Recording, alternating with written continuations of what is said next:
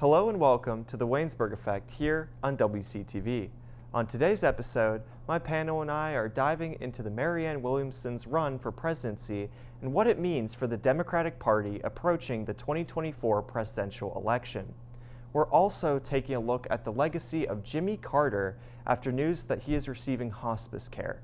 Lastly, we'll look at Pennsylvania's policy towards the death penalty under the Shapiro administration.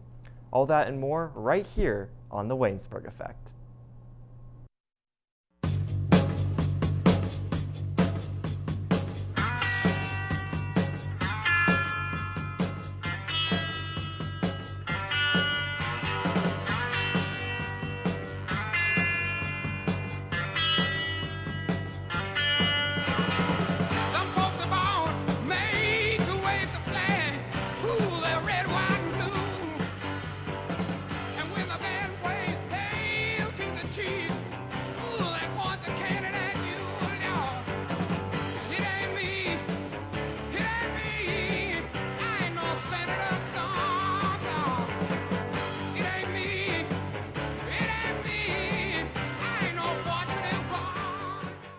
President Jimmy Carter has begun receiving hospice care, his family announced last month. Carter is the oldest living president whose reputation has grown in recent years, despite having a rocky administration. I want to go now to my panel, starting with Micah. So Micah, what do you think that the biggest thing that Carter will be remembered for with his presidency? I think when people think of Jimmy Carter, the first thing that jumps to their mind is the Iran hostage crisis. That's probably the biggest black mark on his presidency, when protesters took over the Iranian embassy in Iran and held Americans hostage for 444 days. When you think of Jimmy Carter, I think that's something that most people really think about. But when you kind of move past that black mark, you dive deeper into his presidency, people really point to he was a huge proponent of anti-racism. That's something that he took very seriously throughout his presidency. He was a big advocate of universal health care as well. And really, he was kind of that bridge president between the ones from earlier in the 20th century towards the end, starting with Reagan through the Bushes and Clinton as well. So he's really kind of an interesting person when you consider the American presidency, in that there isn't anything too strong in the issues that you can point to. And Alex, I'll just ask you, what were some notable moments in his presidency? So of course, like Micah pointed out, the Iran hostage crisis, definitely one of the big ones. Another one that a lot of people talk about is the Panama Canal Treaty, and that one, of course, giving the canal back down to Panama. And that's another one that is kind of like a black mark on him. So, well, it just depends on your viewpoint, but a lot of people look at that as not such a great thing because they pretty much just gave the canal away. So, again, I think Carter, he's one of those presidents that, looking back in history, he's definitely, I think, going to be remembered more fondly over what he did outside of his presidency than what he did with his presidency. Mm-hmm. So you two have both mentioned it already, the Iran hostage crisis. That was probably the biggest part of his presidency. So Micah, could you tell me a little bit more about that? Yeah, so protesters took over the American embassy in Iran and held the people in their hostage for 444 days. They didn't get released until Reagan took office. And during that time, Jimmy Carter even went to hiding for the last 100 days or so. He didn't come out of the White House. And that was really a big moment. That's one of the things that really sold the fact that he wasn't going to win re-election. I think that's one of the big issues of that election that he had to contend with. But that's not to say he didn't try to free people, but when he did try to free them, it ended up being a massive failure as well. Operation Eagle Claw that tried to free the students that were being held hostage, 8 servicemen died during that failed mission, and we lost 2 aircraft. So that is one of those foreign policy moments that may not be the biggest in terms of America's relationship with the Middle East, but it had a big impact then on his presidency, and it still does play a role in how America negotiates with Iran today. Mm-hmm. So you mentioned that he ran for re-election and wasn't elected. So Alex, could you tell me a little bit about how he only was in office for one term? Do you think that affected anything in the long term? I really don't think that it does affect him in the long term, because again, his first term was just so much marred with all kinds of stuff, especially foreign policy. He was up all right domestically, but when it came to foreign policy, that's where you really saw him struggle with things. And just he lost to, again, Ronald Reagan, and I think Reagan is looked at very well in the modern day. So I think just looking at the one term, I don't think it really affects his legacy that much. I think if he would have got into a second term, I don't think it would have really changed much. And so I think it pretty much just, his legacy is what it was, and I think it wouldn't have changed much with his second term. So we've talked a lot about what he did during his presidency, but the man is still alive. So Micah, could you tell me a little bit about what he did after his one-term presidency? I think what Jimmy Carter has done after his presidency is really what is redeeming him in the eyes of historians. He's been very influential with philanthropic work, charity work. He's done all kinds of things after using the resources that the office of being a former president has afforded him. He's been a spokesperson for anti-racism. When he was elected governor way back in 1971 in Georgia, he said that the time of racial discrimination was over. In Georgia in 1971, that was a really big deal. That was, you still had in the South the Dixie Democrats, the ones who were proponents of slavery and discrimination. He was elected because of them, and to give that strong of a break with some of the people in his party at that time, that was significant. And that kind of carried through his presidency and after. It's been something he's been very involved with. We've also seen him still being an important influence in presidential and just Democratic politics in general. He's still been a big factor in the Democratic Party. He's weighed in on candidates. He's given endorsements. He hasn't really faded from the public eye the way some presidents might. And I like just to say it again, I think that's going to redeem him in the eyes of historians in a lot of ways. Now, Alex, I'll just toss the same question to you. What are your thoughts on his life after his presidency? Yeah, I definitely agree with Micah there. His life after presidency was just, what he did was really good. He went out and he just helped any way that he could. And again, he's going to be more remembered for what he did outside of his presidency than his presidency itself. Like I said earlier, he was one of the good ones as a person. As a president, that's debatable. Most people tend to lean towards not too good, but as in terms of him as a person, he's a great person, goes out and does whatever he can to help people. And again, I think that's going to be what he's remembered for when it's all said and done. Well, thank you both for your input. That's all the time that we have for this segment. When we come back, we'll be diving into Marianne Williamson's bid for the presidency.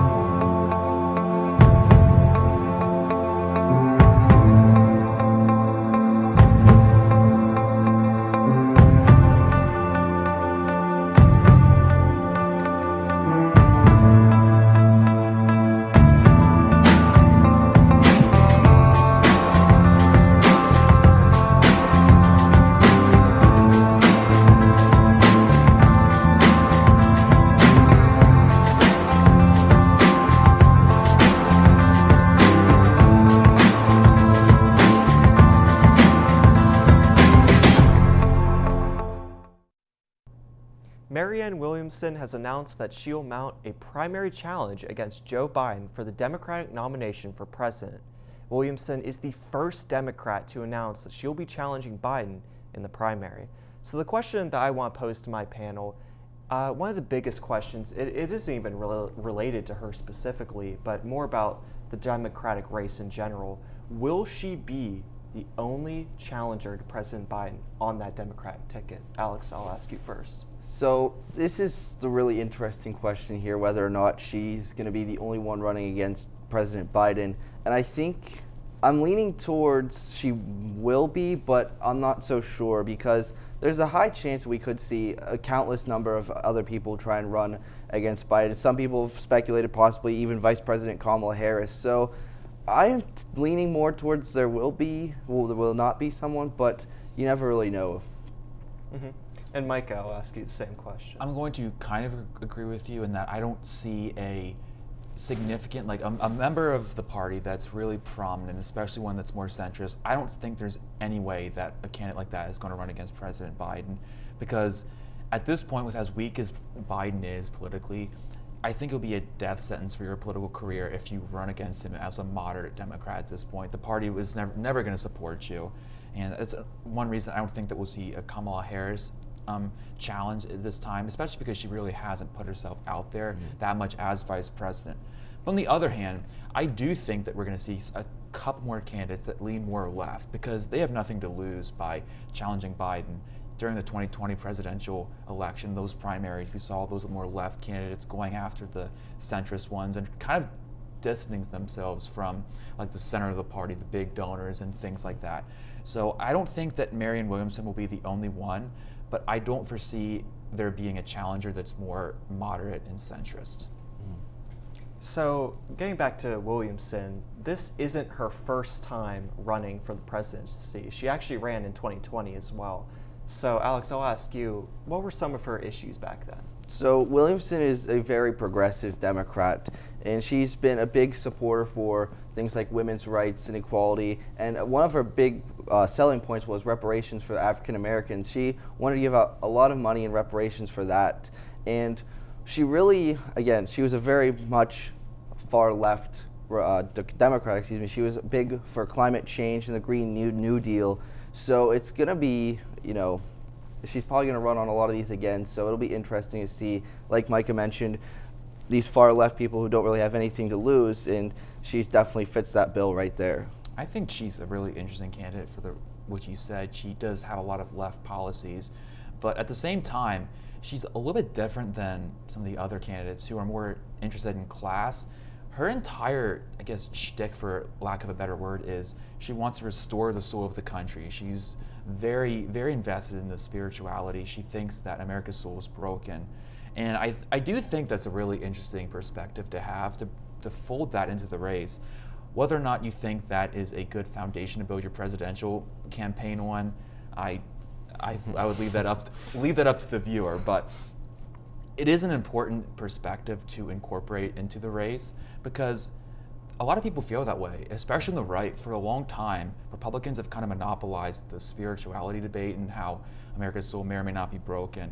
And just to have a left perspective of that, I think that's really important for her discourse. So even if I don't think she is the ideal candidate for the office, I think her being prominent is a good thing overall, even if I completely disagree with a lot of her self-help and spirituality things, that it's important to have it be talking about it. So that spirituality that you mentioned, would you say that is her main goal of her candidacy, or do you think that she has some other goals, objectives in mind?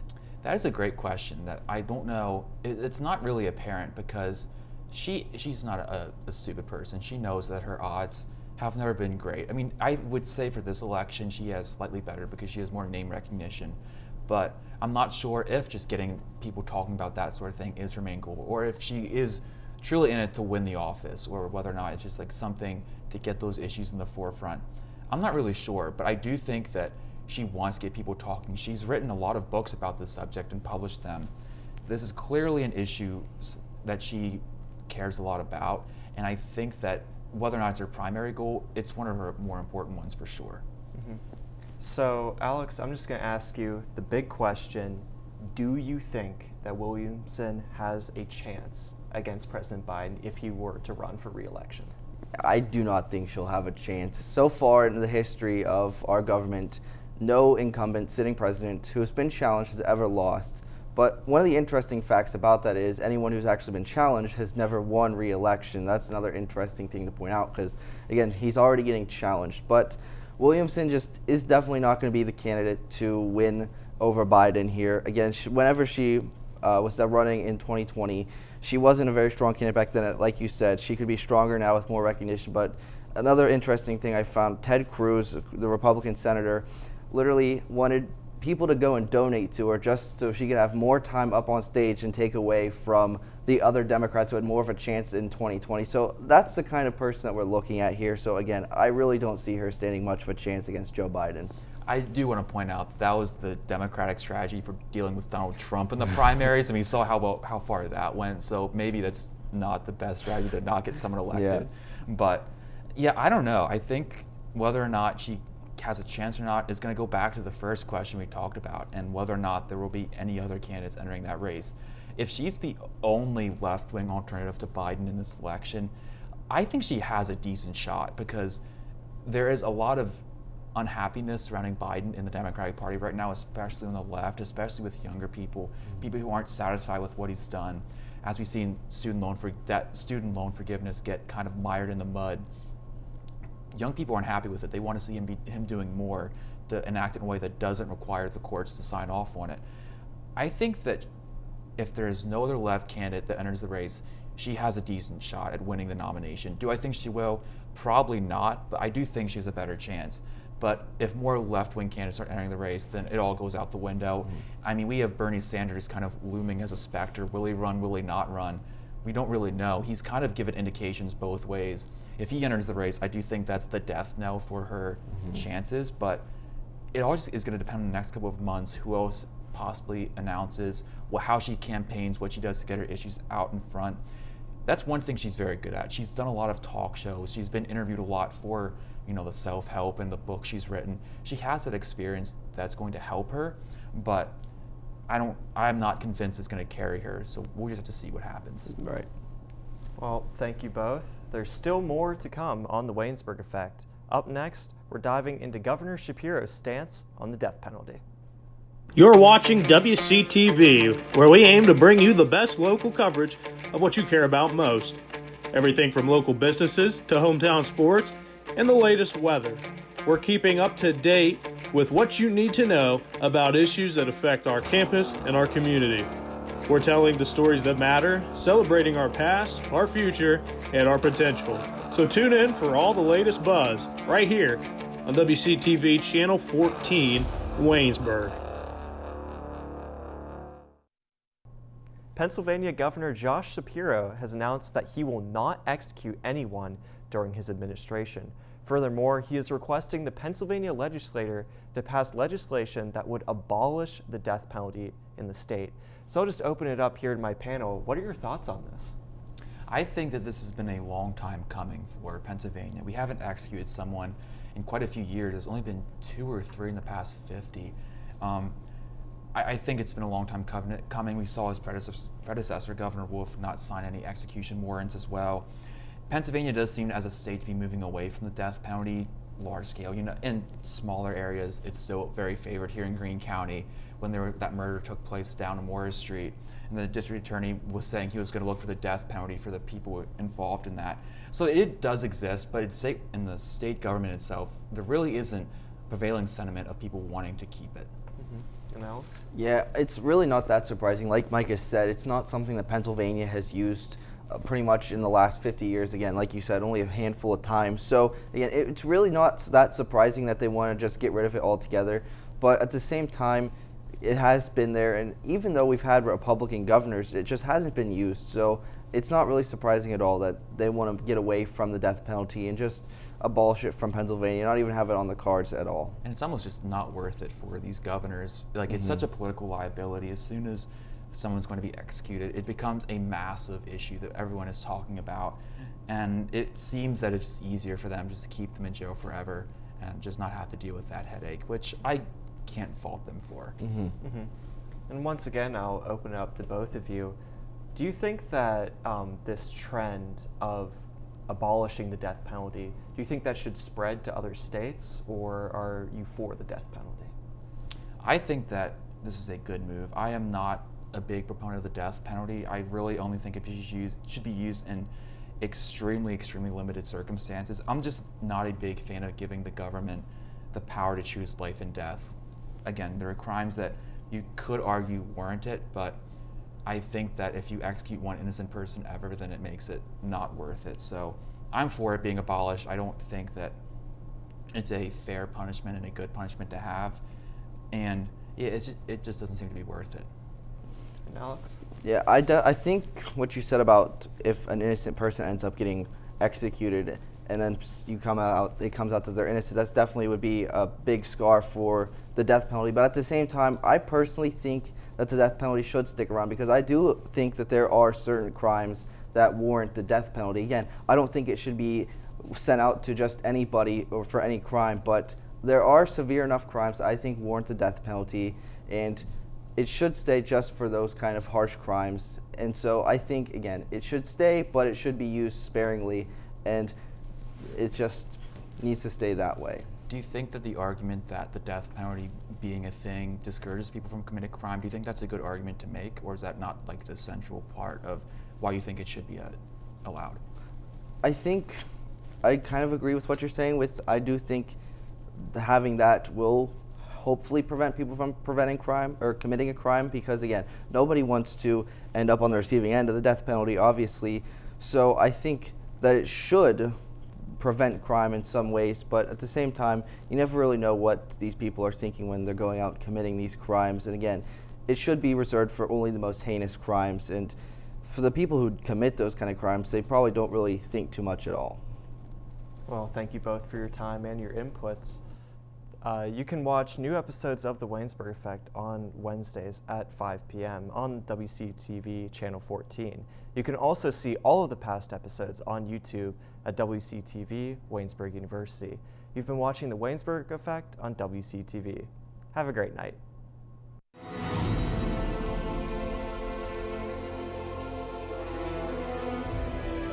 This has been a production of Waynesburg Community Television.